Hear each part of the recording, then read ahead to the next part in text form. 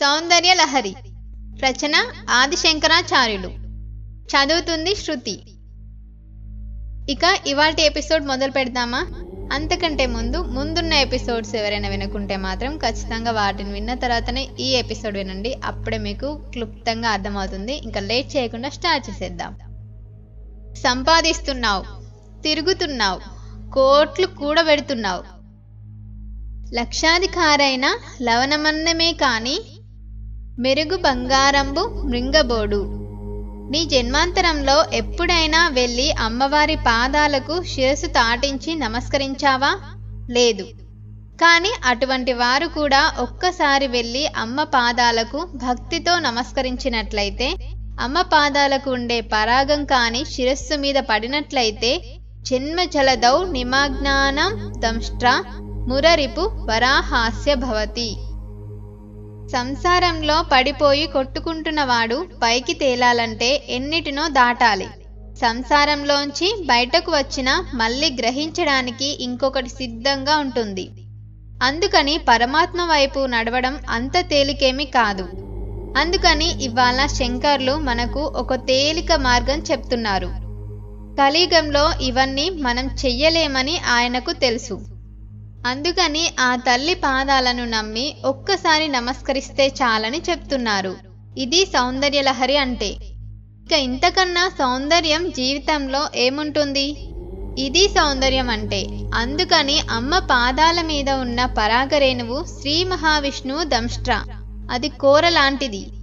ఆది వరహామూర్తి తన కోరతో భూమిని పైకెత్తినట్లు సంసారంలో పడిపోయిన నిన్ను అమ్మ పైకెత్తి తన వైపు తిప్పుకోగలదు, తనలో కలుపుకోగలదు, శివుడిలో కలపగలదు. అయితే ఇక్కడ మీరొక రహస్యం తెలుసుకోవాలి.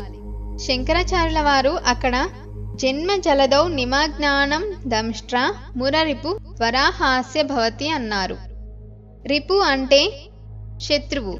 శ్రీ మహావిష్ణువు హిరణ్యాక్షుడికి శత్రువా లేక ముర అనే రాక్షసుడికి శత్రువా?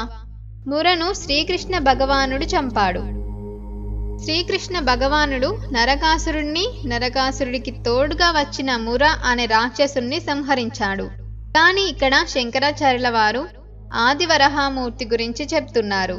ఆదివరాహమూర్తికి శత్రువు హిరణ్యాక్షుడు. అటువంటప్పుడు హిరణ్యాక్షుడికి శత్రువైన వాడు అని అనాలి కదా. అలా అనకుండా మురరిపు వరాహాస్య భవతి అన్నారు. ఆది వరాహమూర్తిని తీసుకువెళ్లి ముర అనే రాక్షసుడికి శత్రువైన కృష్ణుడుగా చెప్తున్నారు. యథార్థానికి ఆది వరాహమూర్తి ఒకడు, కృష్ణుడు ఒకడు, ఇలా ఇంతమంది ఉండరు.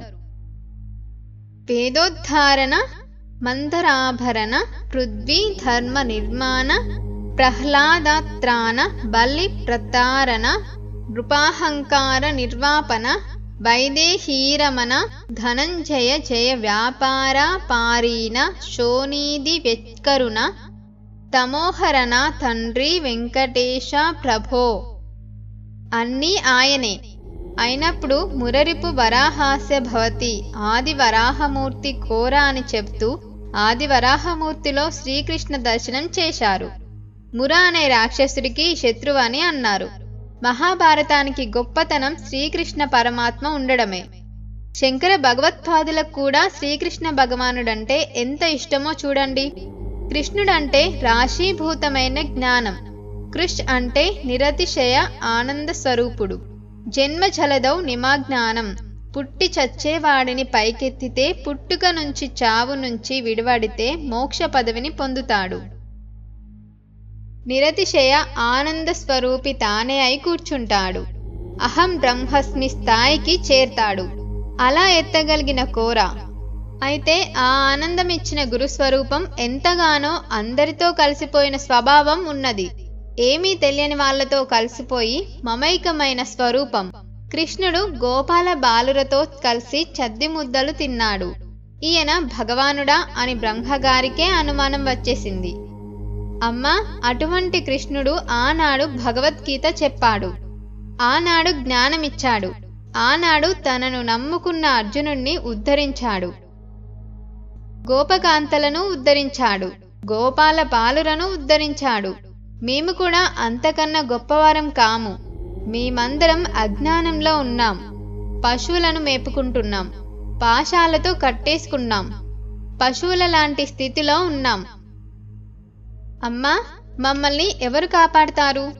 ఆనాడు కృష్ణుడు అందరితో మమైకమై ఎలా కాపాడాడో, ఎలా జ్ఞానమిచ్చాడో అలా నువ్వు కూడా నీ పాద పరాగరేణువుతో మమ్మల్ని కాపాడి జ్ఞానమివ్వాలి. నీ పాద పరాగరేణువు అంతటి శక్తి కలిగినదై జన్మ జలదౌ నిమగ్నానం దంష్ట్రా మురరిపు వరాహాస్య భవతి అని ముర అనే రాక్షసుడికి శత్రువైన కృష్ణుణ్ణి తలుచుకుంటూ ఆది వరాహమూర్తిని ఆరోపణ చేస్తున్నారు.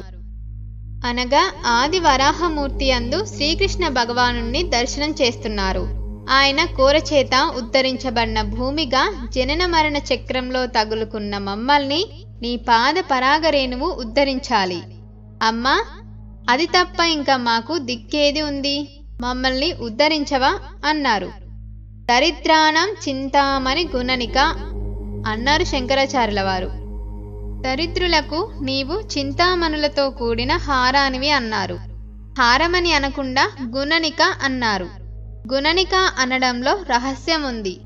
గుణనికావ్యాఖ్యానమని లలిత సహస్రనామ స్తోత్రానికి ఒక వ్యాఖ్యానం ఉంది. మీరు ఈ గు నా ని క అనే అక్షరాలను అంకెలలోకి మార్చేస్తారు.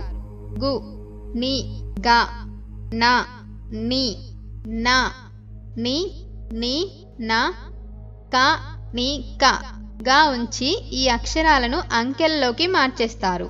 అలా మార్చడం ఒక సాంప్రదాయం.